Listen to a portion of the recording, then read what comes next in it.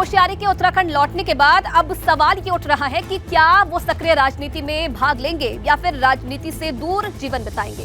राजनीति के जानकार ये मानते हैं कि अगर कोश्यारी भाजपा के लिए काम करते हैं तो इससे पार्टी को फायदा होगा। भगत सिंह कोश्यारी जब से उत्तराखंड लौटे हैं, उनके आवास पर नेताओं का जमावड़ा लगा हुआ है। हर किसी के जहन में सवाल यह है कि क्या कोश्यारी अब सक्रिय राजनीति से दूर रहेंगे या उत्तराखंड में फिर से उनकी सियासी पाठशाला लगेगी। भाजपा के छोटे से बड़े नेता भगत सिंह कोश्यारी के आवास पर जाकर हाजिरी लगा रहे हैं। हालांकि कोश्यारी का कहना है कि अब वो सक्रिय राजनीति से दूर रहेंगे। कि अब थोड़ा रोजमर्रा की राजनीति से दूर रह करके, पदों से दूर रह करके और कुछ सामाजिक शैक्षणिक काम किए जाए और कुछ चिंतन मनन किया जाए, इस दृष्टि से मैंने उनसे बात की तो उन्होंने मेरी विनती मान ली। इसके लिए भी मैं उनका आभार प्रकट करता हूँ।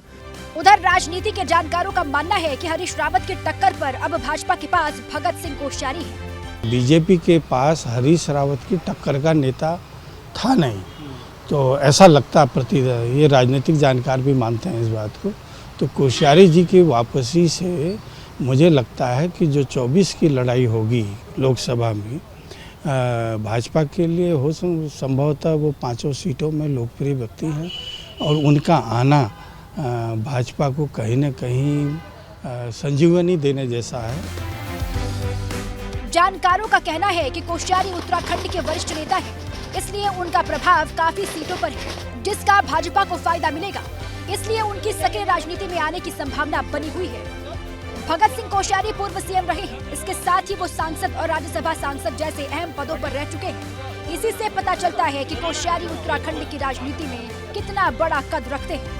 ये माना जा सकता है कि जिस तरह से भगत सिंह कोश्यारी के आवास पर भाजपा कार्यकर्ताओं का जमावड़ा लगा हुआ है, उससे कहीं ना कहीं आने वाले दिनों में भगत सिंह कोश्यारी सक्रिय राजनीति में शामिल होंगे और यहाँ पर कई तरह की जो राजनीतिक घटनाएं होती हैं उनको लेकर भी वो उसमें सक्रिय रहेंगे।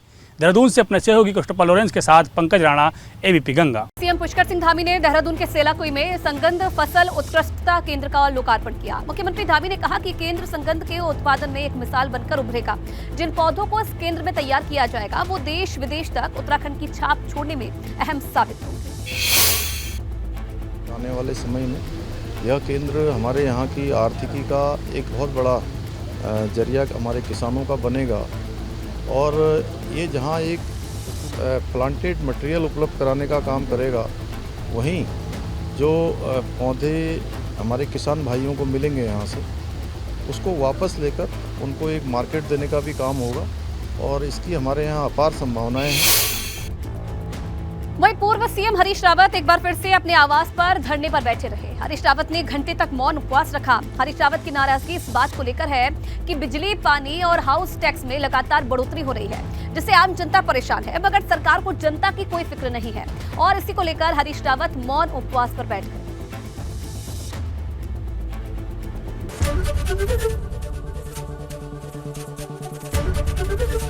एबीपी गंगा, खबर आपकी, जुबान आपकी।